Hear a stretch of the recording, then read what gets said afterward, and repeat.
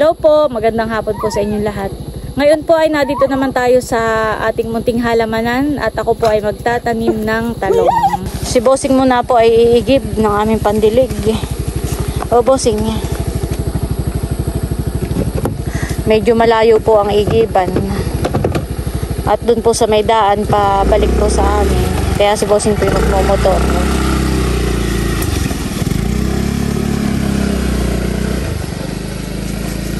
At update po dito sa ating halamanan. Ito na po yung ating mga sitaw. Ito pong ating mga sitaw ay gumagapang na. Kaya lang po ay yung iba ay kinakain po ng tipaklong. Nalanta na po itong isa. Yan. Tapos update po dito sa ating okra. Maganda na rin po ito ha. Tumataas na po. Kaya lang po yung ating kapaya dito ay wala na. Nabuwal po nung bumagyo. Ayan, ang ating sitaw. At ang talong naman po ay nabansot ng init. Parang hirap pong lumaki sa sobrang init. Yung pong ibang talong ay wala po, namatay na. Gawa po ng yung iba po ay kinain din ng hayop. Yan update po sa ating talong. Nakipihirap lumaki. Parang ang dahon po ni ay nangulubot. Kulubot na po. Gawa po ng lagi pong mainit. Nabagti na po ng init ng panahon. Kapag ka po umulan, kahit po umulan ng malakas at dungkalin mo yung lupa ay tuyo pa rin po yung lupa. Talagang iba po ang init dito sa palaisdaan. Siguro po ay sa sobrang init kaya po namatay po yung ating mga halaman. Pero yung iba po ay kinain po ng hayop.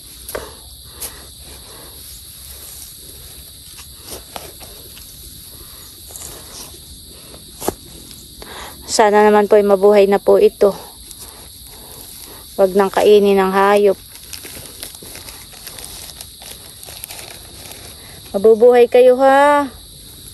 At huwag kang mababansot. Please.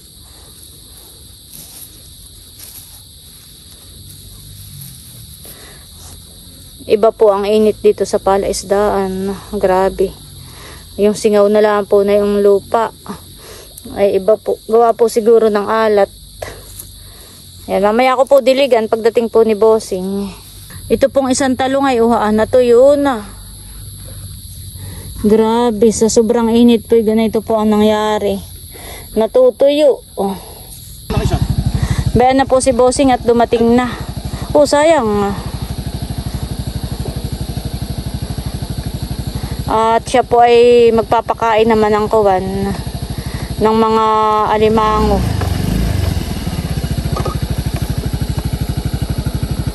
Meron ba ka ditong tabo? Ano?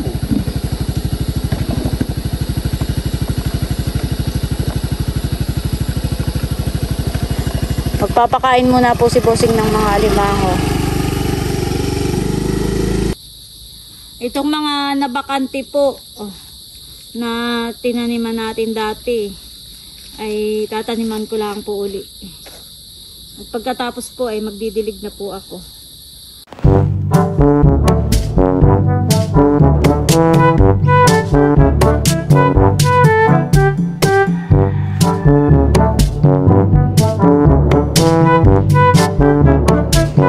Tapos na po akong magtanim at maghulip.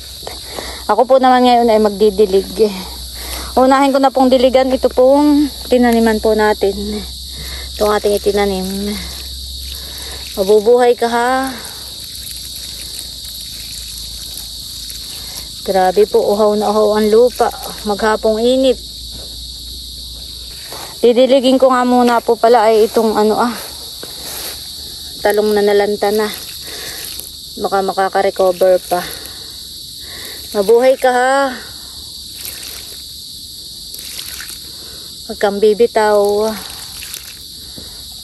Laban lang. Laban laang.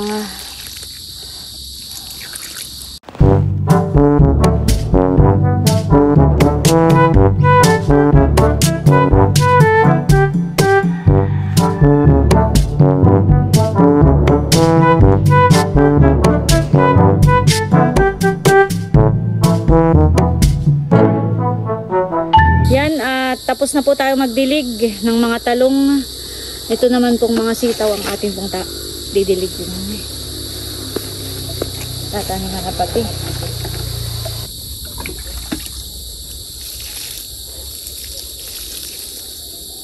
Maghapon po ngayong mainit, kaya kailangan pong diligin po itong mga halaman. Maigi po kapag minsang umuulan at hindi kami nakakapagdilig. Pero kapag ka po hindi umulan at maghapon po ang init, ito talagang kaawa ang mga halaman kapag hindi nadilig at natutuyo. Iba po ang init talaga dito sa fish pond. Ang kalaban mo po dito ay yung init ng araw. Talaga pong iba ang init ng dito po sa fish pond. Mainit po ang singaw ng lupa. Tapos po ay yung mga hayop kagaya ng tipaklong at iba pang mga insekto ay kinakain po itong ating sitaw. Meron na nga po ditong namatay. Kinain po ng tipaklong.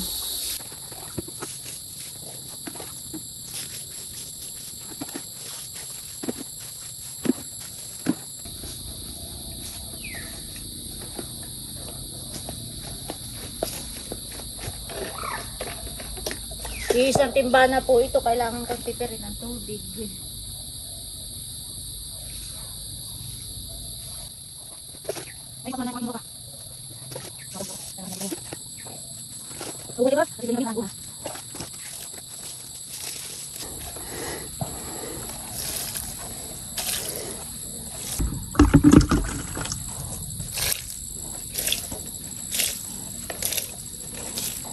Dito po ay kahit gumawa ng bubon ay nagkakatubig po, pero kakaunti po, may gagad.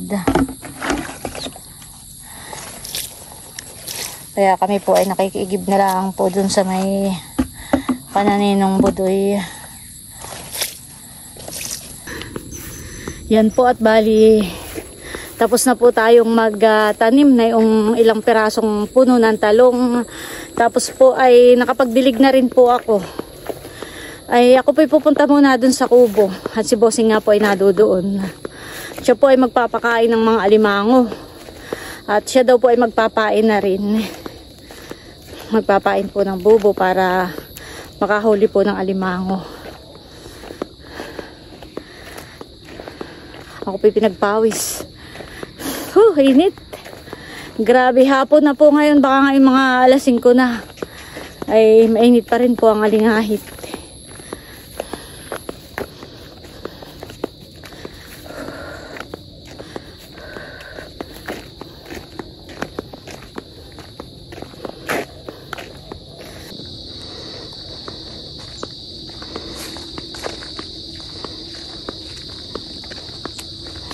Ako po'y naglalakad na papunta sa kubo. At napakatahimik na po ngayon. Ang maririnig mo lang po dito ay huni ng kuliglig kapag ganitong hapon.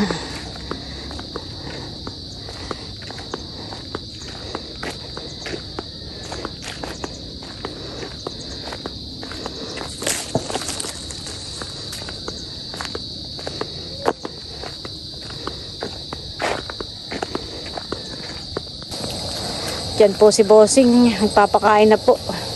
Ano yan, mga hasang? Dito ka.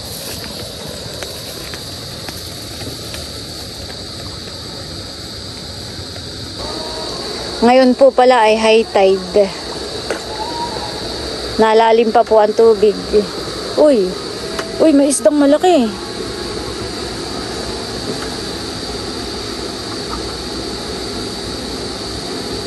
May isda po. Parang lipain, lapu-lapo. Hindi na po kita itong hagdanan po dito ay nataib pa po. Lumalaki pa po ang tubig. Baka po ito'y malagpos itong unang baitang po ng hagdan.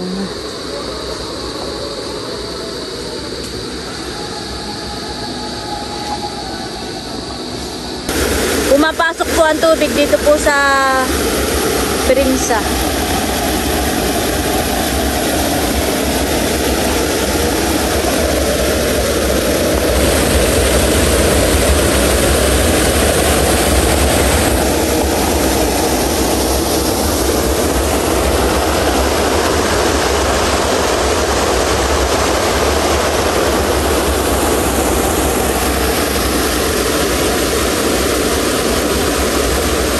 Inilalagay po ni Bossing sa sako yung pong mga bubo.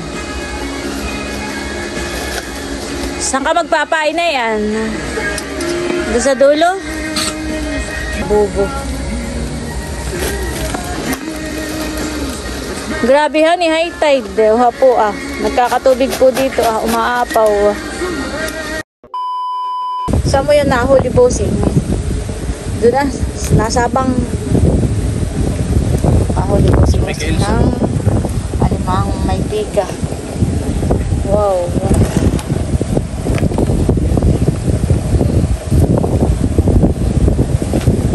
Meron po ay malaki po ang tubig.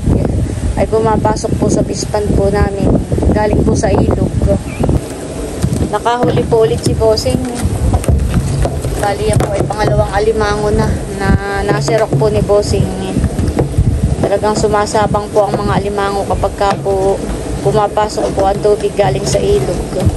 Malamig po yung tubig sa ilog ay parang sinasalubong po nila.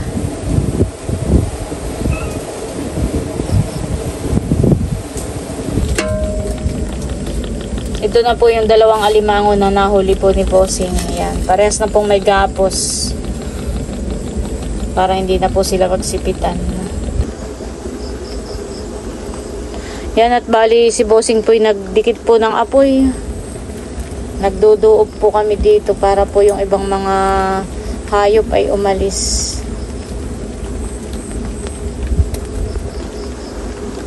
The next day. Laki. Babae, lalaki.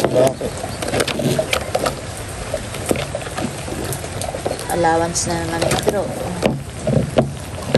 Hingay na.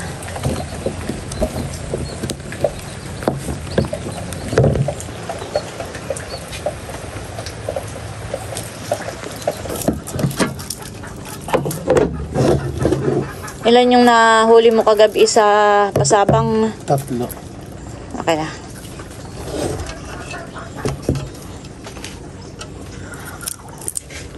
Wow, alimango. Ito po yung nahuli po ni Bossing kagabi sa pasabang, 3 peraso. Yan, pang-4 po ito Pang-5 po yun At may papandawin pa po si Bossing na 2 pa pang bubo. Ito na po lahat yung mga nahuli pong alimango. Wow, yung pong ganitong babae, ito po ang maaligi. Ito po ang mapiga. Pero pag lalaki po at saka bakla ay wala pong aligi. Walang piga. Ayan po at bali isinilid na ni Bossing sa eco bag.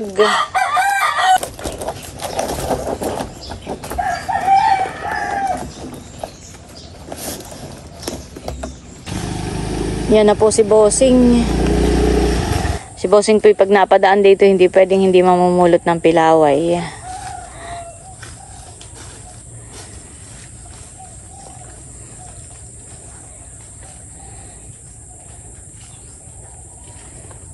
Ganoon pa.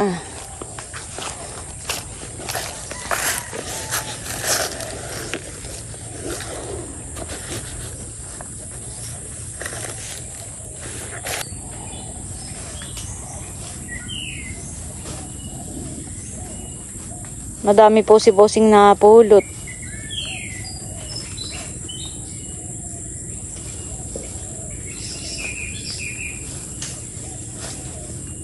Tara. Patingin nga ng mapulot mo, Bossing. Kapulot din ako ng isa. Iisa. Ano? Saan? Talas ang mata mo. Okay, hindi. Ganito lang Kung matalas, edi itatak. Ito po yung mga napulot po ni Bossing. Paborito ni Nanay. Ito na po yung nahuli po niya na alimango. Ay dadalhin ko po muna kan Ate Janet para maibenta na po. Bali si Ate Janet po ay kapitbahay po lang namin. Siya po yung pinsan po ni Bossing na pinagbebentahan po ni Bossing ng alimango sa palengke. Tulog pa yata. Tao po!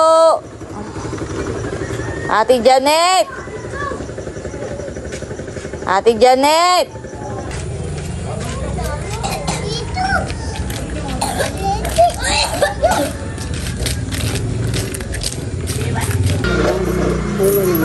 Kala ko kayo nasa bayan na. Ay, ako yung amperi na nagtitinda. Malalaki po yung huli ni Bossing. May babae. 95.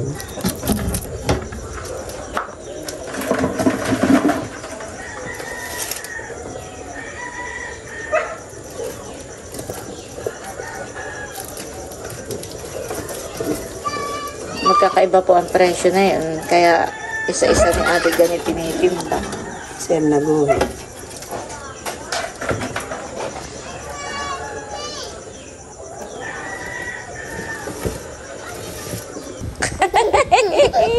Nangagaw po ng cellphone.